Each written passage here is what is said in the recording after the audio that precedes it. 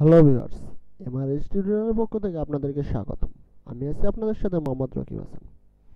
এর পূর্বের ভিডিওতে আমি আপনাদেরকে দেখিয়েছি কিভাবে ইমেজ বক্স নিয়ে কাজ করবেন। এই ভিডিওতে আমি আপনাদেরকে দেখাবো কিভাবে আপনারা আইকন বক্স নিয়ে কাজ করবেন। তো চলুন ভিডিওটি শুরু করা যাক। তো প্রথমে আমরা আইকন বক্সকে টেনে নিয়ে গিয়ে এখানে দিয়ে দিলাম, মানে সেকশনের ভিতর দিলাম। দেওয়ার পর সেমভাবে ইমেজ বক্সে যেমন অপশন আছে সেরকম একই অপশন আসলো, কিন্তু এখানে ইমেজের অপশন ছিল, এখন এটা আইকনের অপশন। তো আমরা আইকন লাইব্রেরি থেকে আমাদের ইচ্ছেমতো আইকন নিতে পারি। তো ইচ্ছেমতো আমরা আইকন নেওয়ার পর, সরি আমি এটাকে একটু এইদিকে না উপরে রাখতেছি। তো আইকন নেওয়ার পর আমরা ইনসার্ট করে দিলাম। দেখেন এখানে আপনার হেডিংটা আপনার যা খুশি দিবেন তাই এখানে শো করবে। সরি আমার কেটে গেছে। সেই হেডিংটি আপনার এখানে শো করবে, যা ডিসক্রিপশন দিবেন তা আপনার এখানে শো করবে।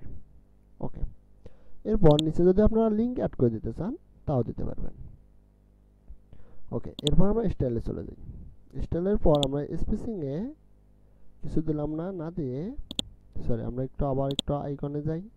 আইকনের নিচে আমাদের কন্টেন্টে আমাদের এই পর্যন্ত ঠিক আছে, আমরা ডিপ করে দিলাম। ওকে, দেখেন মানে ইমেজ এর মতোই সেম, মানে আমরা যখন ইমেজ বক্স নিয়ে কাজ করছি সেম ভাবে আইকন বক্স নিয়ে আমরা যখন কাজ করতেছি সেম অপশনে আসতেছে। তো ইমেজেও যেমন বর্ণনা দেওয়া যায়, আইকনেও সেম জিনিসটাই করা যায়। কেউ ইমেজ নিয়ে কাজ করে, কেউ আইকন নিয়ে কাজ করে। তো স্টাইলে যাওয়ার পর সেম ভাবে আপনারা ওই একই অপশনগুলো খুঁজে পাবেন। তো বারবার আমি আর আইকন আর ইমেজের পার্থক্য আপনাদেরকে বোঝাতে চাচ্ছি না।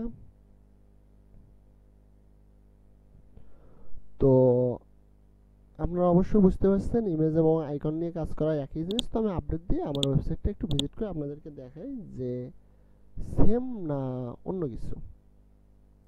তা আমি আপডেট দিয়েছি, আপডেট দিয়ে আমি এখন দেখতেছি আমাদের সাইটটি। ওকে, আমরা হোমে গেলাম।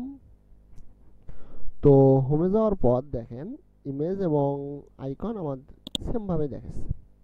তো এই ছিল আমার এই ভিডিও। তো এরপরে আমরা একটু কাজ করি, তা হলো না, পরবর্তী ভিডিওতে আমরা দেখব কিভাবে আমরা